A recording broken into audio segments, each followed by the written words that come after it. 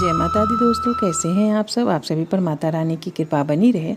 चलिए आज जानते हैं अनंत चतुर्दशी से जुड़ी बहुत सारी जानकारियाँ। अनंत चतुर्दशी का महत्व, रक्षा सूत्र क्यों बांधना शुभ माना जाता है और अनंत चतुर्दशी की कथा। इस बार अनंत चतुर्दशी 28 सितंबर 2023 में 28 सितंबर को पड़ रहा है। तो चलिए जानते हैं अनंत चतुर्दशी का क्या है महत्व और इसके रक्षा सूत्र बांधना क्यों शुभ माना जाता है और कथा। पौराणिक मान्यता के अनुसार महाभारत काल से अनंत चतुर्दशी व्रत की शुरुआत हुई। यह भगवान विष्णु का दिन माना जाता है। अनंत भगवान ने सृष्टि के आरंभ में 14 लोकों तल, अतल, वितल, सुतल, तलातल, रसातल, पताल, भूव, स्वः, जन, ताप, सत्य, मह की रचना की थी। इन लोकों का पालन और रक्षा करने के लिए वह स्वयं भी 14 रूपों में प्रकट हुए थे, जिससे वे अनंत प्रतीत होने लगे। इसीलिए अनंत चतुर्दशी का व्रत भगवान विष्णु को प्रसन्न करने और अनंत फल देने वाला माना गया है। मान्यता है कि इस दिन व्रत रखने के साथ साथ यदि कोई व्यक्ति श्री विष्णु सहस्त्रनाम स्तोत्र का पाठ करता है तो उसकी समस्त मनोकामना पूर्ण होती है।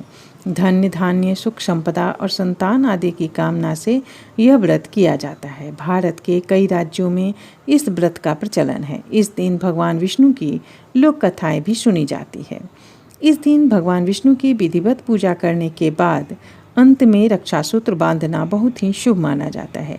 पूजा के समय अनंत सूत्र की षोडशोपचार विधि से पूजा करनी चाहिए और फिर अनंत सूत्र पर कुमकुम और हल्दी लगाएं और उसमें 14 गांठें बांधकर पूजा के स्थान पर रख दें। इसके बाद इस मंत्र को बोलकर रक्षा सूत्र को बांध लेना चाहिए। अनंत चतुर्दशी की कथा। महाभारत की कथा के अनुसार कौरवों ने छल से जुए में पांडवों को हरा दिया था। उसके बाद पांडवों को अपना राजपाट त्याग कर वनवास जाना पड़ा। इस दौरान पांडवों ने बहुत कष्ट उठाए। एक दिन भगवान श्री कृष्ण पांडवों से मिलने वन पधारे।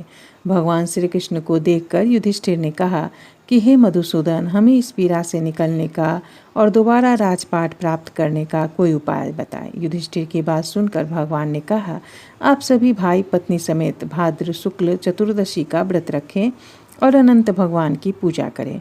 इस पर युधिष्ठिर ने पूछा कि भगवान अनंत कौन हैं, उनके बारे में हमें बताएं। इसके उत्तर में श्री कृष्ण ने कहा कि भगवान विष्णु के ही रूप हैं। चतुर्मास में भगवान विष्णु शेषनाग पर अनंत शयन में रहते हैं। अनंत भगवान ने ही 52 अवतार में 2 पग में ही तीनों लोकों को नाप लिया था।